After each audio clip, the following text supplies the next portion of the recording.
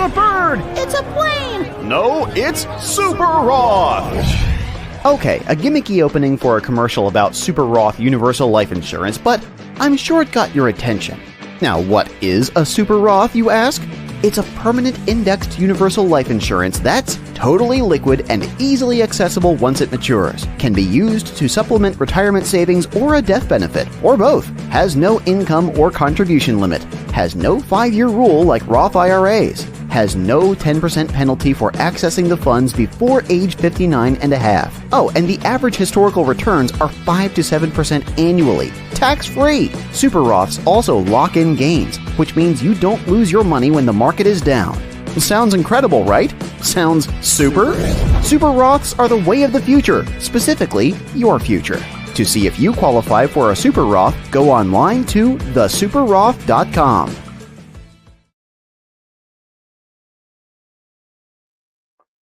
Sports Box.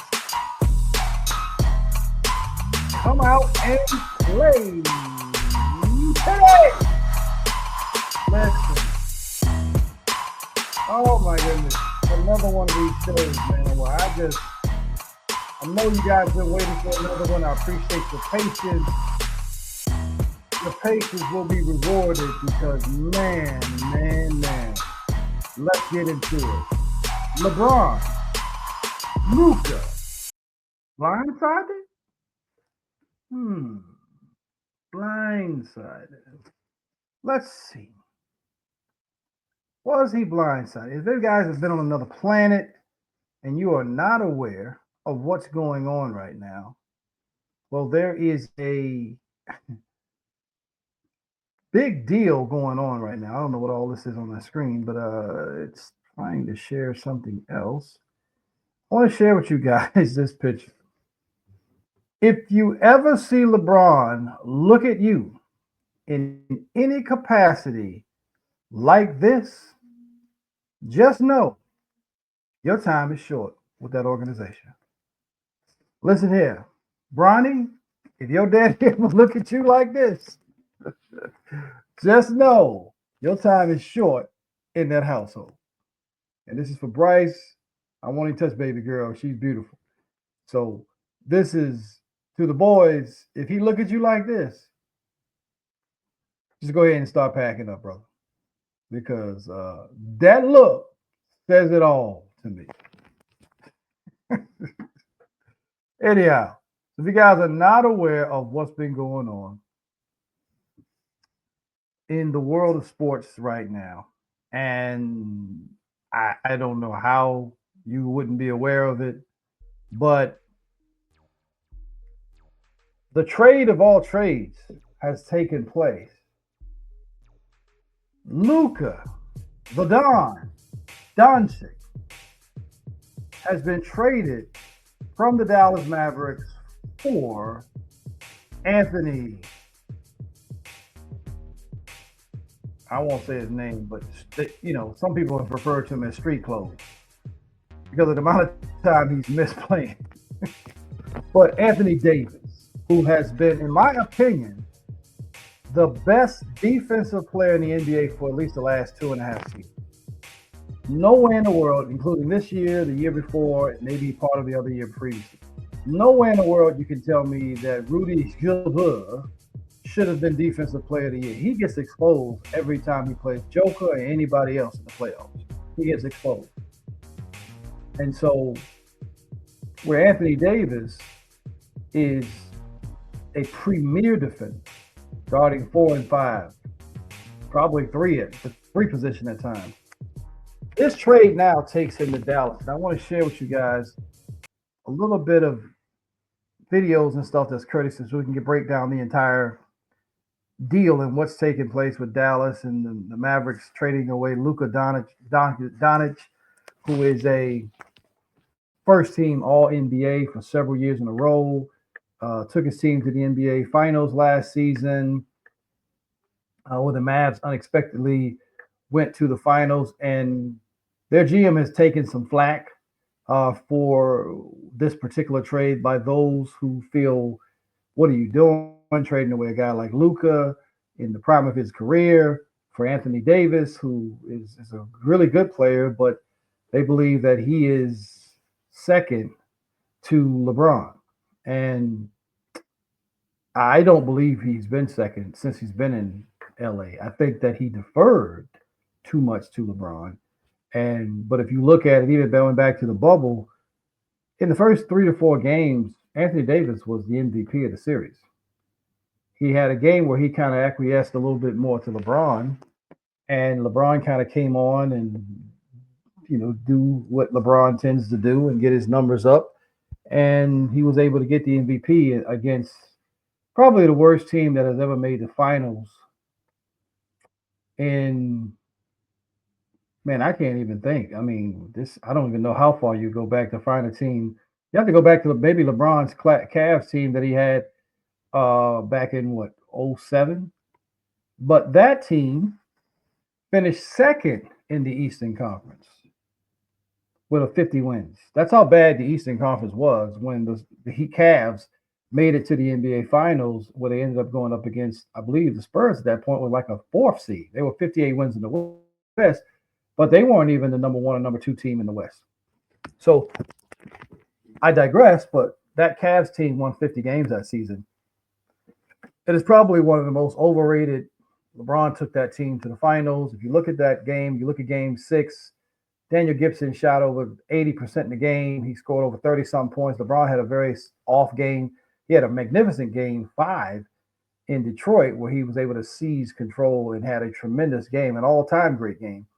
But it was Boobie Gibson and some of the other guys that actually played well. That was actually one of the closest sweeps, by the way, in the history of the finals. The Cavs versus the Spurs. There were plays where you need your all-time great player, your best player to make, that he wasn't able to make. And that's really the reason why they lost and not ended up winning that series, or at least winning a game. I digress again, but my point is that Heat team that LeBron and the Lakers played in the bubble was the worst team that's probably made the finals. They were an 8th seed coming out of the East. They barely made the playoffs, play in, and ended up getting hot enough behind Jimmy Butler, who is the next domino to fall in this whole trade thing. He'll be next. But I want to go over the details of this, and let me see if I can find it as far as the trade let's see. And if it doesn't play immediately, you know what I'm going to do, because they like to play commercials on me. So,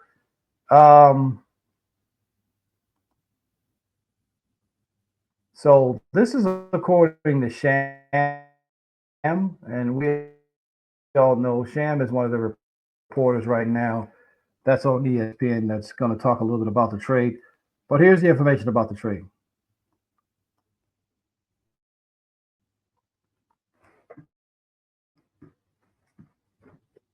This trade and the internet. Shams, how did this deal materialize? This deal materialized in the shadows. This came out of nowhere. This is maybe the most stunning trade definitely that I've been a part of in recent NBA history. As far as it was never clearly out there, and you saw 2 teams doing this deal. And I'm told Luka Dončić, Anthony Davis, LeBron James, the players, coaches, a lot of people on both sides with the Mavericks and Lakers had no idea. I can assure you, in fact, I had no idea this was coming. But when what just occurred, Luka Dončić is like a mega star player. He's think of as untouchable. I'm told the Lakers and offered Luka Dončić a few days ago in a trade. Very recently, the Mavericks went out. They knew exactly who they wanted. They wanted Anthony Davis. That's the player that if they were ever going to trade Luka Dončić, if this was even a thought that was going to cross their mind, it was for AD. And so the Mavericks called the Lakers, offered Luka Dončić, and that's when the Lakers had to huddle internally. They've never offered Anthony Davis ever in a trade. But if you're going to get offered Luka Dončić, that's when Jeannie Buss, Rob Pelinka, and that organization, they had to meet. And it's Luka Dončić at the end of the day. And they went out, and he's a 25-year-old player for the next decade. You can look at him as the face of your franchise. And on the other side, with the Mavericks, you have someone who's 31. He's in the prime of his career. He wants to win a championship.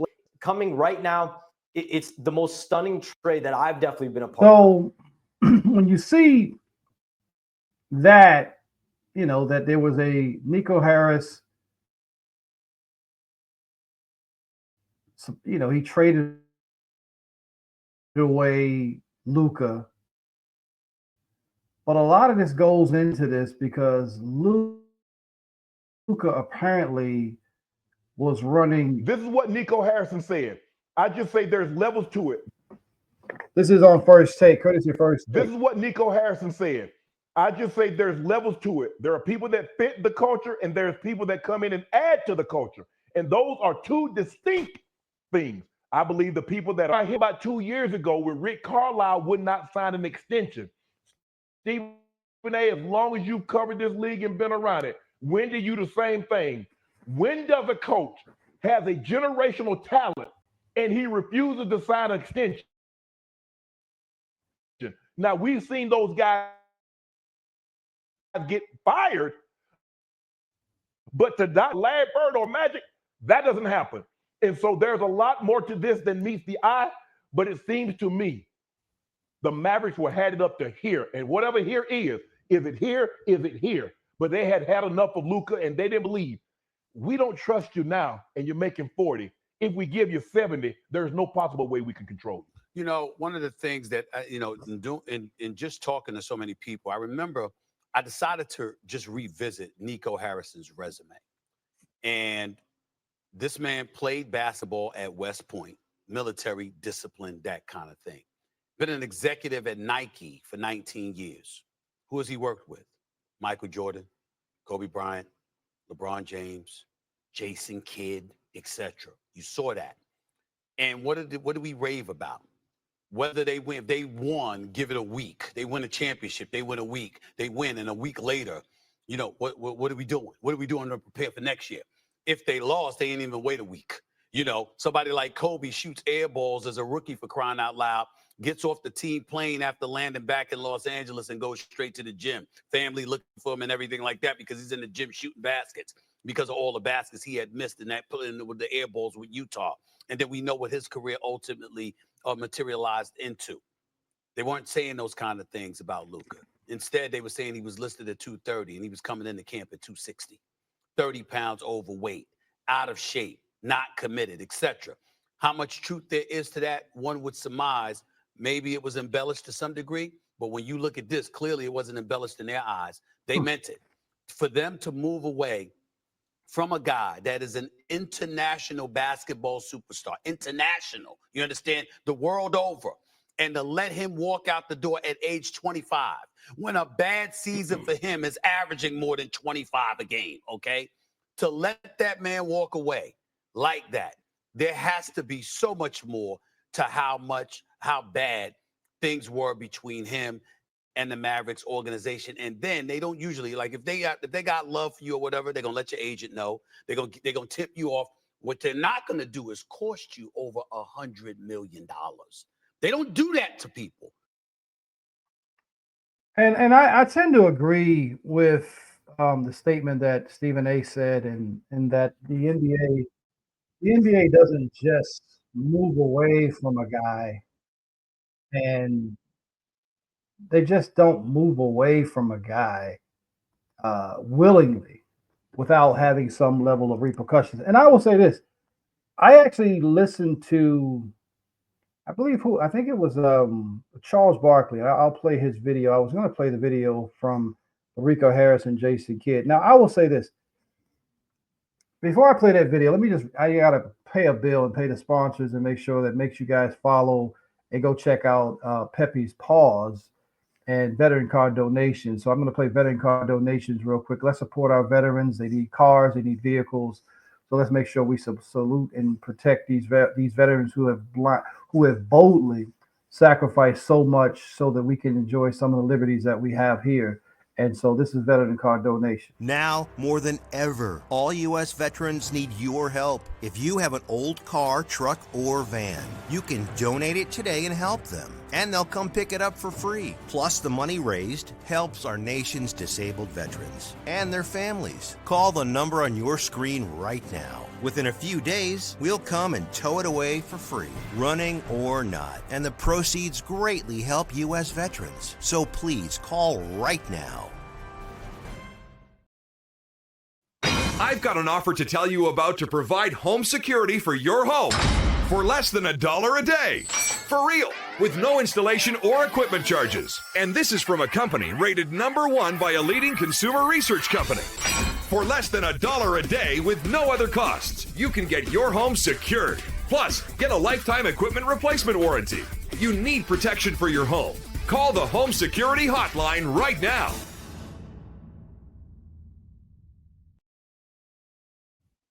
And for all you pet lovers that are out there, and I know you're all over, at least if you're in the United States and the coast of the United States listening, Pepe's Paws, I don't know, maybe they can do some shipping internationally. I'm not sure about that part, but if you're in the US, Pepe's Paws offers some tremendous things. So it's not only just televet. If you guys are not familiar with televet, but televet is the ability to speak to a licensed veterinarian or veterinary technician to go over some of the things that might be happening with your mostly for your dogs and your cats, and they can kind of recommend some things for you based on whatever state laws allow them to do so. And there's also some great things on there for if you want a discount on pet insurance. So if you buy some of the bundles that are on there, they're called Pawsome bundles. It will allow you to be able to save 10% on your pet insurance and more. There's wellness, concierge stuff. There's a tremendous amount of stuff on there as a pet lover, and there's also there's concierge services. There's also what I love is there's some organic stuff. So there's pet supplies, food, toys, all that stuff is organic. So I think it's pretty cool. But check this out, and then we'll get right back to the show. Pets are family too, and when they need care, you deserve the best. At Pepe's Paws, we're revolutionizing virtual veterinary care by providing pet parents like you unlimited access to licensed veterinarians, 24/7, 365 days a year. Whether it's a late night question, a second opinion, or help deciding if your pet needs the ER, we're here for you. It's convenient, affordable, and covers all the pets in your home.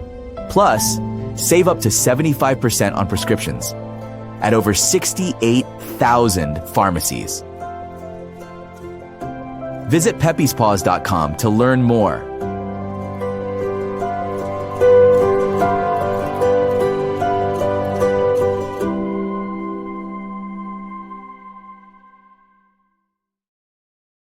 Pepe's Paws. Now, I want to share with you guys the video I was talking about with, I believe it was Charles Barkley, was discussing the Luka trade, and he had an interesting perspective on it. I thought it was interesting what he said about the trade and how he feels that the Mavericks will do in the West. So check this out. This thing is not going to be smooth 100% of the time. I think that's going to be, I don't know if because Luka does not move without the ball. LeBron does not move without the ball.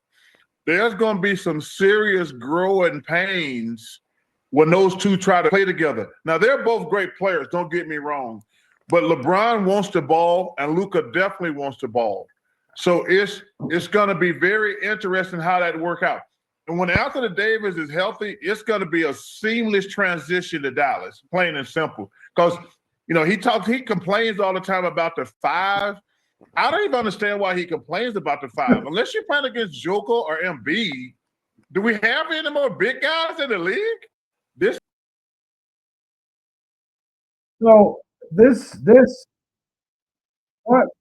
what the Hall of Famer actually is saying is so correct. Like I never really understood AD's issue with playing the five. I really, because on a night to night basis, he said there are no more dominant big men in the league. Like, where are they?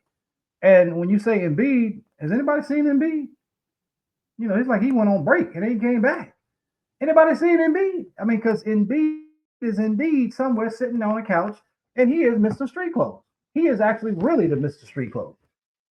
So it's unfortunate that he constantly stays hurt and injured.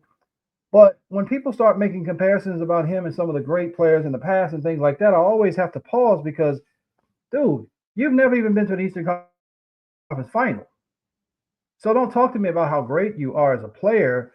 I don't care about your stats. In the words of Kyrie Irving, I don't care about your stats. Show me your impact. In the words of Tyronn Lue, who coached LeBron James for his first NBA championship in Cleveland. I don't care about your stats. Give me your impact. And right now, for all of Embiid's fanciness and talent, I don't see the impact in winning. This is still about winning. So having a guy like LeBron and Luka, as Charles alluded to, they both play the same position. This was a conversation that was actually had when Dwayne Wade and LeBron got joined forces as two of the three best players in the world at the time. Don't let the LeBron fans tell you that Dwayne Wade was washed. He was not. That is another lie. He was an all-NBA first-team player when they got together. Chris Bosh was a top 10 NBA player and was an all-star when they got together. It's the reason why people hated the Heat. Because you took this level of talent and joined one team. So don't listen to these people trying to rewrite history to try to create and save a legacy or a GOAT narrative that never should have been created in the first place. LeBron's a great player. He's an all-time great. He's in my top 5, 6 players of all time. He's just not number one. I think I've stated this enough times. He's not number one. He has too many holes in his resume. But he's an all-time great player. Absolutely. But I don't know if LeBron is an all-time great teammate. That I'm not sure about. Because if I sit back and I look at the amount of talent that LeBron has had, someone had a meme on the picture up, and I thought it was very interesting that they had up. And it was showing LeBron's teammates over the years. Let me show you something. This is kind of blew me away when I saw just the guys on his team, like the people that he's had. I don't know if this is going to show right, but let me see. I'll see what happens. But that's what I thought was interesting. Let me see if I can find that picture. Where is it, man? All right, where's Luka? Look at this. Take a look at this picture. If I can see this. This is pretty amazing. Oh, I can't get that to do right. I'm going to stop this because it just doesn't look right on my screen. Stop sharing this. Let's just stop sharing. It doesn't look right. But it's a picture that shows LeBron's first team. It says LeBron's first team all teammates. It's Kyrie Irving, who was Rookie of the Year, hit the biggest shot in Cleveland sports history to help the Cavs come back from a 3-1 deficit to beat Golden State Warriors team. It's Dwayne Wade, who had already won a championship, was the NBA's Finals MVP, all first team All NBA, and he was All NBA, by the way, those 3 to 4 years, that they were with the Heat, the Super Heat. They called them the Heatles. I was living in South Florida at the time. Now you've got Luka, you had Anthony Davis, my goodness, Chris Bosh, and what's missing out of this picture is Kevin Love, who was another one of these top players, who was an all-star, all NBA type of guy, type of talent when he was with Minnesota, but he had to sacrifice a lot of his game. But let me play you this quick video. I want to play this video with, I think it's the Mavericks coach talking about the trade that even Jason Kidd didn't know anything about. To me, that's all cap. I'm going to be honest with you. Check this out. And I'd like to give Rob Pelinka a lot of credit.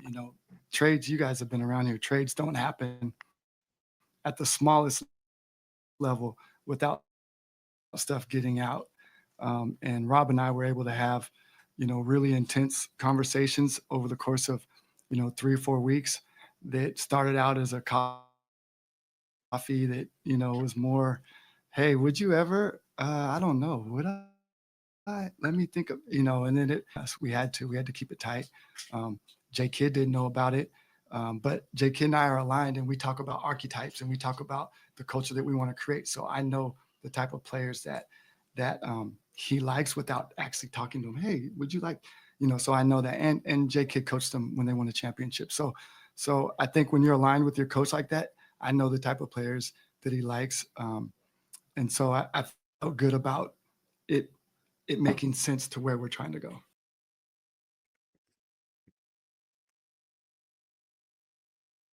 So I will say this as we get close to wrapping this show up, and this is I'm back at it. We'll try to do a lot more, but I will say this again for me. Let's look at the basketball fit, right? The basketball fit to me in LA doesn't fit as I explained. Now, could it work out? You're talking about two great players, two all-time great players coming together who are extremely smart. LeBron has an IQ as far as basketball is tremendous. So I would not be surprised if it works out, right? So I'll say that. Luka has an extremely bright IQ as well. So find a way to be competitive. The problem with the Lakers and the problem that I see with Luka Dončić and LeBron James, as Barkley stated, both of them need the ball in their hands. LeBron's not a great shooter. Luka's not a great shooter without the ball in his hand. And he's looking to dish, drive to the basket. LeBron is not a spot-up shooter. LeBron needs spot-up shooters to be able to make those shots if he's cut off or his shot's not going down.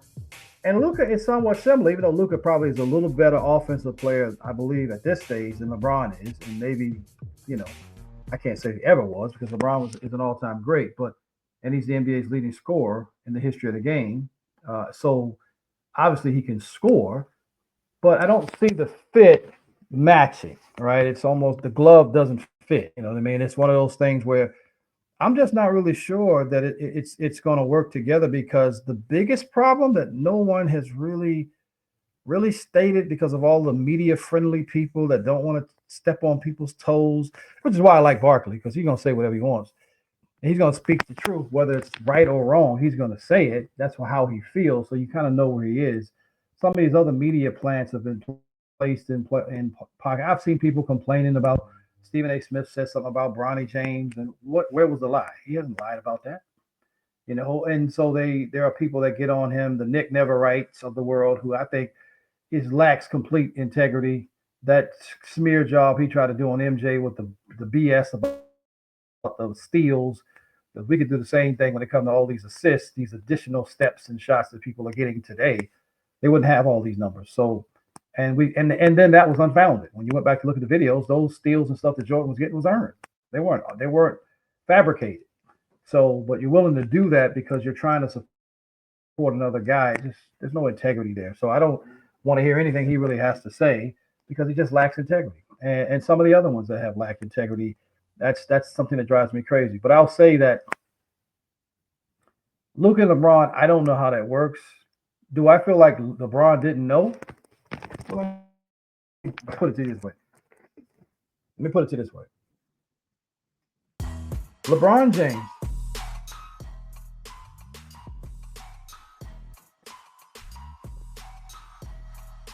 one of his best friends is Rich Paul. Rich Paul runs Clutch Sports Agency. Would you know who Rich Paul is or was if it had not been for LeBron James being a phenomenal generational talent? Rich Paul didn't come from any pedigree that said, hey, I run sports agencies or I inherited, and I'm more power to him. Go get that. However, LeBron not knowing, because you're telling me that Rich Paul, the GM, didn't know, and Rich Paul is the GM, he's the agent for not only LeBron James, Anthony Davis.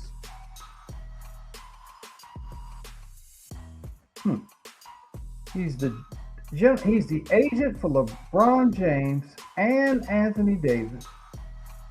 And according to Nico Harris, him and Rob Pelinka have been discussing this for several weeks.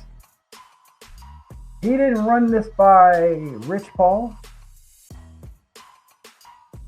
Now, Anthony Davis, if I remember seeing something where I believe there was something about his trade clause or something like that he has in his contract, that it's something with his trade clause. I can't remember exactly what it was, but it says that he is essentially allowing the Dallas Mavericks to make moves around him.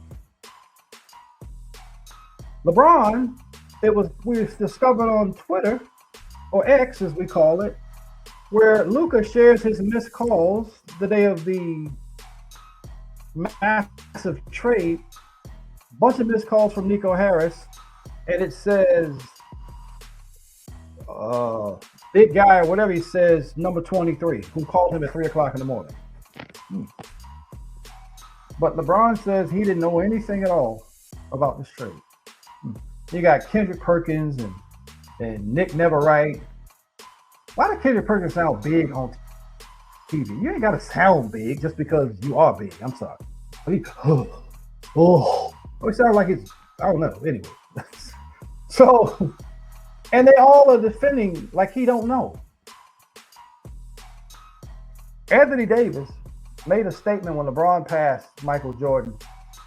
Finally, after so many games of seasons of 30-point games, he is well behind in the 40-point mark. He'll never get that. And he said it took him long enough. Well, he said that, about a month ago or so? And now he's out the door. One thing we know about LeBron is he's team petty. Very emotional guy, him and his team. You can't say nothing about him. They just get overly sensitive about certain things. So I don't know if that played a part in it, but LeBron says he learned of the trade when he was out to dinner after the Knicks game with his family.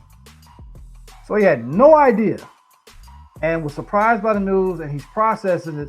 He processes it, and he had no idea it was in the works. This is the same guy that got his kid in the league who is averaging less than 1 point a game, who's averaging less than a half of a point of a rebound and an assist, who is shooting 9% from the field in the NBA. It is the worst shooting percentage in the history of the NBA. This is Mr. GM that's got rid of Westbrook, who's had his hand behind trying to get players into the Lakers. But he had nothing and no idea that the Lakers, which by the way, he's so upset, but he's not going to waive his no trade clause, and he's going to stay with the Lakers. He's going to stay with the Lakers. He's not leaving. I'm not leaving. So, he was blindsided? Or it's the blind witnesses that can't see, who have eyes but can't see, ears who can't hear. I tell you this, it's going to be interesting. I also believe that the Mavs have picked up a generational talent. And I believe that the Mavs have a guy in Anthony Davis that can play alongside of Kyrie Irving, who goes back to his natural 4 spot, who has an athletic young centers like Lively and the other gentleman with them. And now young PJ Washington gets to go back to his natural 3 spot. So between Washington and Anthony Davis and Lively, try him if you want to. Try him. Because you're talking about defense. And this is why the Lakers, I don't think, will do well. Because Luka, LeBron, don't play no defense. This is Sports Bucks. I'm out.